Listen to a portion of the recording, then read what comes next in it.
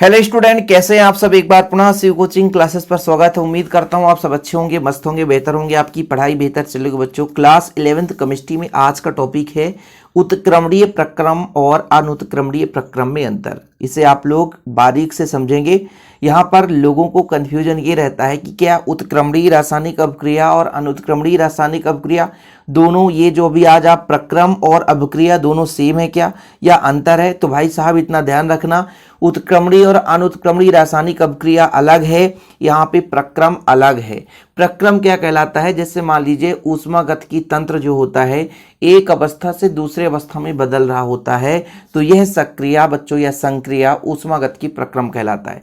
सबसे पहले तो यही समझना जरूरी है ना कि प्रक्रम है क्या, ऊष्मागतिकी प्रक्रम है क्या, कि जब ऊष्मागतिकीय तंत्र एक अवस्था से दूसरी अवस्था में बदल रहा हो, यानी कोई निकाय है जिसकी अवस्था में परिवर्तन हो रही हो, तब उस संक्रिया को हम ऊष्मागतिकी प्रक्रम कहते हैं। जिसमें आप लोगों ने अच्छे तरीके से पढ़ा है समतापी प्रक्रम, यानी जब निकाय में ये संक्रिया हो रही हो, यदि ताप स्थिर बना रहे तो समतापी प्रक्रम कहलाता है।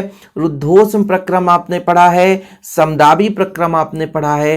रुद्धोष्म में क्या होता है, ऊष्मा का विनिमय अंदर से बाहर, बाहर से अंदर ना हो, वो रुद्धोष्म प्रक्रम कहलाता है। समदाबी प्रक्रम में पढ़ा आप लोगों ने जब निकाय का दाब स्थिर बना रहता है। बाकी आप लोग प्रक्रम तो समझ गए ना कि भाई साहब मान लीजिए ऊष्मागतिकी कोई तंत्र है, यानी निकाय है, उसकी अवस्था में परिवर्तन हो रहा हो, एक अवस्था से दूसरी अवस्था में परिवर्तन हो रहा है, तब यदि उसके अंदर का भाई साहब ताप स्थिर हो तो आपका समतापी प्रक्रम कहला जाता है। बाकी इसके अंदर जो संक्रिया हो रही है वो प्रक्रम कहला जाता है।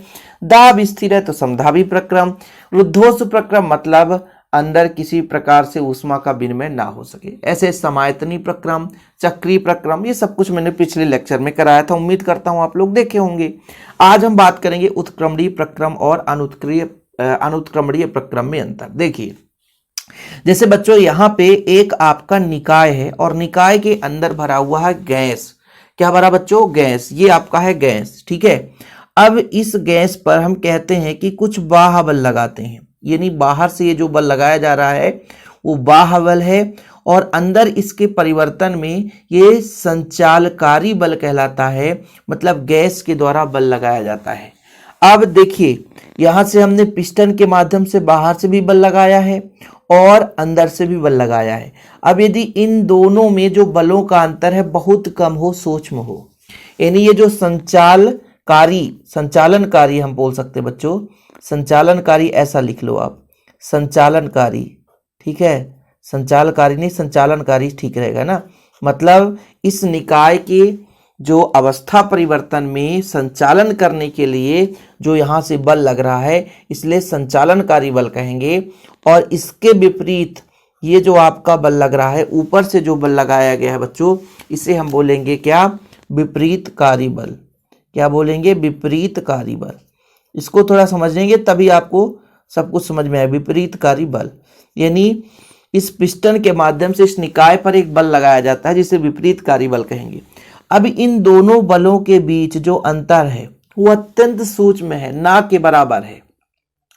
यानी यहां पर जो प्रक्रम की जो अवस्था परिवर्तन हो रही है, यानी जो इसमें जो गति है अत्यंत सूक्ष्म है, बहुत धीरे गति से इसमें जो अवस्था परिवर्तन हो रहा है, तो यह प्रक्रिया एक उत्क्रमणीय प्रक्रिया कहलाता है, जिसे हम रिवर्स में प्राप्त कर सकते हैं, मतलब उल्टा। यानी जैसे आपका एक पद से दूसरे पद में जा रहा है तो फिर से उसको उल्टा करके, ठीक है, प्रत्येक तंत्र को हम इसमें परिवर्तित भी कर सकते हैं, विपरीत दिशा में परिवर्तित कर सकते हैं।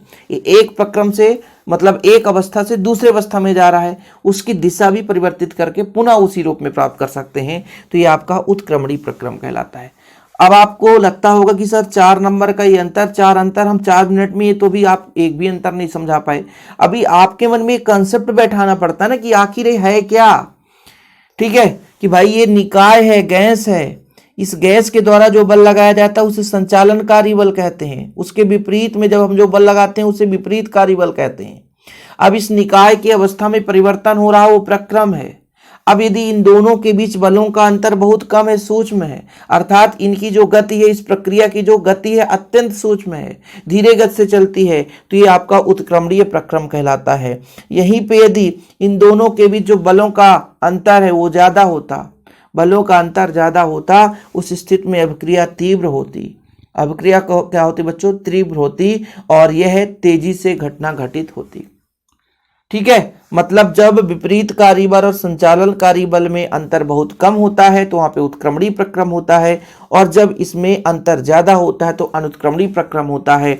और जब बल का अंतर बहुत कम है मतलब धीरे गति से संपन्न होती है, इसलिए इसमें जो समय भी लगता है बहुत ज्यादा लगता है। भाई जो धीरे गति से संपन्न होगा वो ज्यादा समय लेगा। आप मार्केट जा रहे हो, साइकिल से जा रहे हो, धीरे धीरे चला कर जा रहे हो, तो आपको समय ज्यादा लगेगा। वहीं पे एक व्यक्ति बढ़िया अपना टू व्हीलर लिया है ना, होंडा की गाड़ी है, पल्सर में चढ़कर चला गया, उसको कम समय लगेगा कि अधिक लगेगा बताओ? तो साइकिल में जा रहे तो आपको अधिक समय लगेगा। कोई टू व्हीलर में चला गया तो जल्दी चला गया, जो जल्दी जाएगा तो उसको कम समय लगेगा, आपको अधिक समय लगेगा। ये चीजें होती है। तो यहाँ पर इनके बीच बलों का अंतर बहुत कम होता है, सूक्ष्म गति से होते हैं, धीरे धीरे संपन्न होता है। इसमें जो समय लगता है वो अनंत समय लगता है, अभिक्रिया धीरे होती है। लेकिन वहीं पे जब अनुत्क्रमणीय प्रक्रम की बात करते हैं तो बलों का अंतर ज्यादा होता है, ठीक है, समय कम लगता है। जब समय कम लगा तो अभिक्रिया तीव्र हो जाती है। इतना क्लियर बच्चों? यहां पर जो आपका उत्क्रमणीय प्रक्रम है ये धीरे धीरे करता है, इसलिए इसके द्वारा जो कार्य होता है वो अधिकतम प्राप्त होता है। मतलब प्रक्रम के द्वारा जो किया गया कार्य अधिकतम होगा। क्यों? क्योंकि धीरे धीरे आप साइकिल चला के जाओगे तो बताओ आपको ज्यादा मेहनत लगेगी नहीं? तो आप कार्य तो ज्यादा करोगे, भले समय अधिक लग रहा है पहुंचने में, लेकिन कार्य हमको साइकिल चलाने में ज्यादा समय लग गया, कार्य भी ज्यादा लग गया। तो जो आपका उत्क्रमणीय प्रक्रम है ना बच्चों, इसमें जो किया गया कार्य होता है अधिकतम होता है और समय भी अधिक लगता है।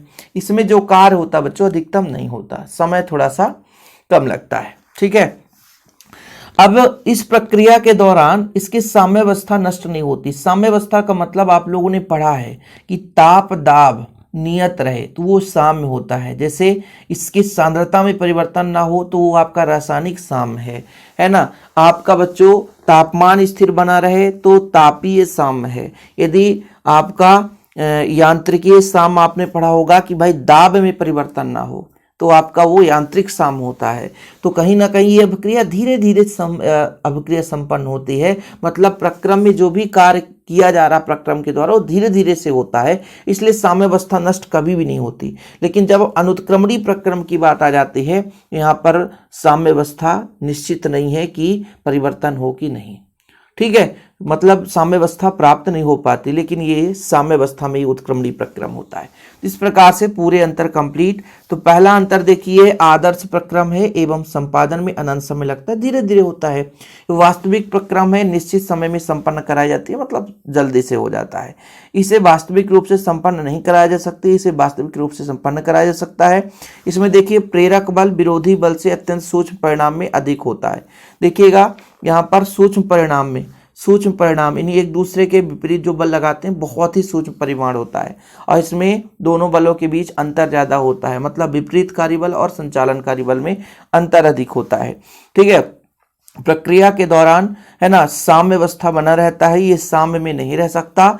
इसके द्वारा कार्य अधिकतम प्राप्त होता है, जो अनुत्क्रमणीय प्रक्रम है इसमें कार्य न्यूनतम प्राप्त होता है। तो फिलहाल अंतर कंप्लीट हो गया, लेकिन इसका पूरा डीप में समझाने का तात्पर्य ये रहता है कि आपके मन में किसी प्रकार से डाउट ना रहे, रट्टाफिकेशन ना हो, आप याद भी कर सकें। हैंड रिटेन नोट्स इसका लेना है तो कॉन्टैक्ट नंबर है 9685299149, 9685292949। इस नंबर पर आप कॉन्टैक्ट करें, नोट्स भी ले सकते हैं बच्चों, प्रॉपर रूप से तैयारी कर सकते हैं। और ऐसे वीडियो पाने के लिए चैनल को सब्सक्राइब कर लें, डिस्क्रिप्शन पे हमारे ऐप का लिंक है, उसे डाउनलोड जरूर कर लें। आज के लिए इतना ही। जय हिंद, वंदे मातरम।